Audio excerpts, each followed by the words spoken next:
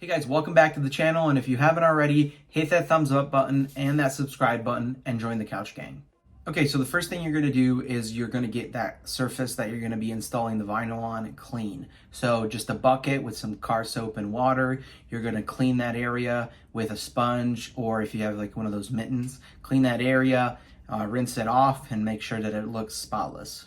After that, you're gonna gather your products for this install. So what you're gonna need is here on the screen, and I would maybe even add a box cutter to these items. And basically, you're gonna need that box cutter or the scissors to cut some of the vinyl, or maybe just cut along, some of the tape. So just have one handy. Now, in this image, you see some different products. So what you're gonna need is the isopropyl alcohol. I just use 70% as is to clean the surface. You can get a 91 or 99 and mix it with water. I read different ratios online, so I'd suggest just getting a 70 and using it. It worked great for me. Otherwise, you can get a 91 or 99 and mix it with, say, 50-50 water, or and that should work fine. That spray bottle, that's what you're going to need to apply the vinyl. Basically, that's a mixture of some like baby soap. So it's like, the liquid soap you can get unscented. Get one of those bottles, maybe 4 drops of that to 32 ounces of water, and mix it in a 32-ounce sprayer. And then you're going to need a squeegee, microfiber cloths, and all those items on the screen there. After you've gathered all your supplies, I'd suggest taking that piece of vinyl that you bought and cutting it with scissors to a more reasonable size. So for example, I got them or these pieces of vinyl on this one huge sheet, and all I did with scissors, I cut the sheet in half so I could manipulate the 2 stripes individually. So cut to whatever you see fit, or whatever it would be more convenient for you when you're installing. All right, at this point, what you're gonna do is you're gonna take that isopropyl alcohol mix, or the isopropyl alcohol, and you're going to clean off that surface even more, and you're gonna use some microfiber cloths to make sure it's clean and dry. After that, you're gonna take your vinyl and you're gonna place it as is without peeling anything off on the vehicle where you want it, and you're gonna use that painter's tape to lock it in place exactly where you want it. And in the image here, you can see how I did it. And how I'm going to instruct you to do it, is basically put the tape halfway through. And then what you're going to do is you're going to fold back, once you have it where you want, you're going to fold back half the vinyl, and you're going to peel that part where the adhesive is down halfway, and then you're going to cut that off, right? And at that point, once that's cut off, you're going to take the spray bottle and you're going to spray down the vinyl itself and the car itself. You're going to lay that back down, and then you're going to use the squeegee to push that against the vehicle and squeegee out any water in between.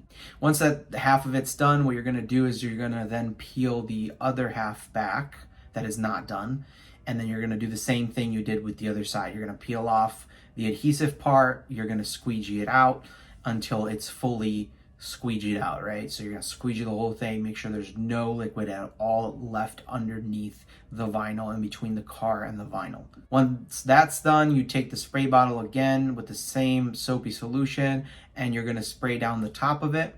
At that point, you're gonna let that sit for 10 minutes in this case.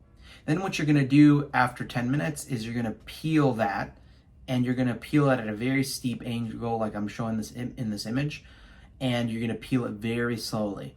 And then sometimes you can use the squeegee on the side of the paper to kind of press down as you're peeling, but I was able to peel very slowly by pulling towards me, and I just took my time, went really slow, and got that all peeled off. Now, the instructions do say that once everything's done to this point, then you can check if there's any bubbles, and you can try to squeegee them out, but it suggests to maybe just poke them with a needle, and then they'll eventually just kind of flatten out on their own. I actually didn't have pretty much any bubbles. I had one little tiny one, but the heat of the sun will typically take care of that, because once it's under the sun and stuff like that, the heat will get rid of the bubbles. I've noticed that in my previous vinyl installs. So I only had a tiny bubble in one of them, because as long as you squeegee it very thoroughly, then you won't have the issue of worrying about the bubbles. So I did, the long way, halfway there, and then I did from inside out on both sides. Make sure you don't press too hard, because you could damage the vinyl. So just enough to squeegee that water out, right? So that's how I did it to not get that many bubbles. Now it suggests that you don't wash the vinyl for at least, a few hours, but I'm probably gonna let it sit for a few days. I mean, it's not like it needs to be washed, but no direct power washing your car until that vinyl's fully adhered. Even then, when you do power wash your car, just make sure that you're not like right up against that vinyl and that little, split there. So just try to, just do that from afar. You really shouldn't be getting that close to your car either way. But, just try to hand wash that part, no direct power wash, and just watch out if you ever go to car washes, that it doesn't damage your vinyl. So make sure that it's a good car wash place that knows what they're doing. So I hope this guide helped you guys out. I hope you enjoyed the video. If you did, give me a thumbs up, hit that subscribe button, join the Couch Gang, and we'll catch you guys next time.